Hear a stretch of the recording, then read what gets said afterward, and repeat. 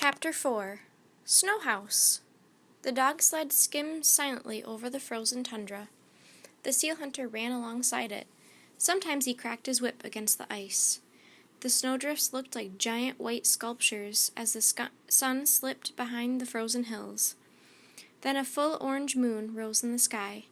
The moonlight lit a small rounded igloo in front of them. The dogs slowed, then stopped. Jack stepped off the sled. Annie went to help unhitch the dogs. Jack took his book out and read about igloos. The word igloo means house in the language of native Arctic people. The house is built with blocks of snow. Dry snow is good wall material because it keeps in the heat. The temperature inside an igloo can be 65 degrees, warmer than the temperature outside. Jack took out his notebook. He pulled off his mittens just long enough to write igloos means house. "Come on, Jack," said Annie. She and the seal hunter were waiting for him in front of the igloo. The dogs were leashed together outside. Jack hurried to join them. The hunter pushed aside animal skins covering the entrance. They stepped inside.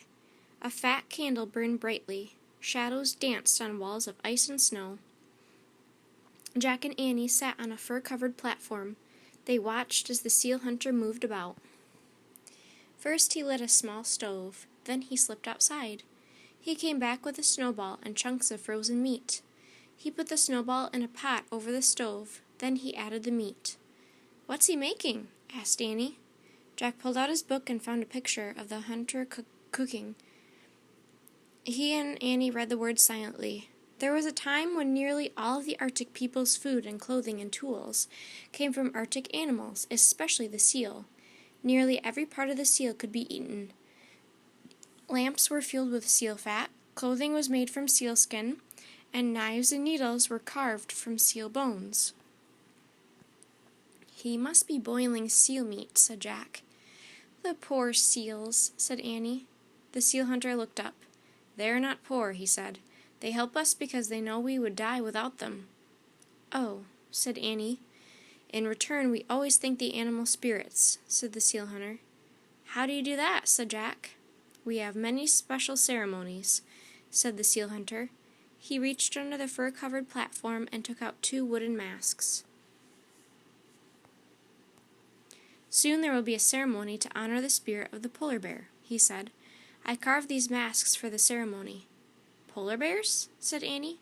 "Yes," said the hunter. "Just as the seal has given us many gifts, so has the polar bear." "Like what?" said Jack. "Long ago the polar bear taught us how to live in the ice and snow," said the seal hunter. "Taught you?" said Jack. "I mean, can you give us some facts?"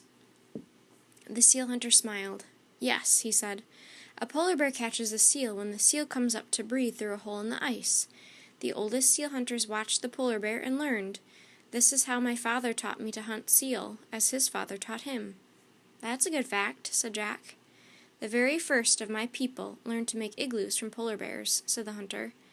"Polar bears build snow houses by digging caves in the drifts."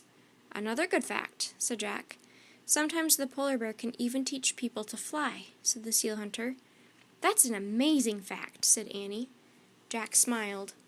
"The rest sounded like true facts," he said, "but I know that's pretend." The hunter just laughed, then turned back to his cooking.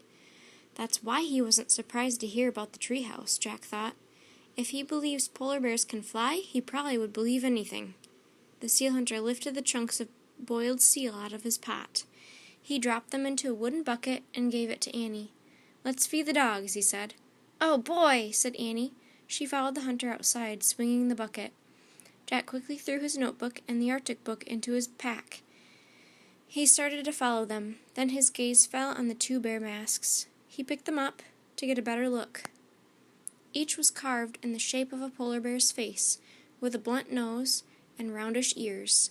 There were 2 holes for eyes and a strap to hold it on your head. Suddenly howls split the air. The dogs were barking and growling. Annie squealed. "Are the dogs attacking her?" Jack wondered.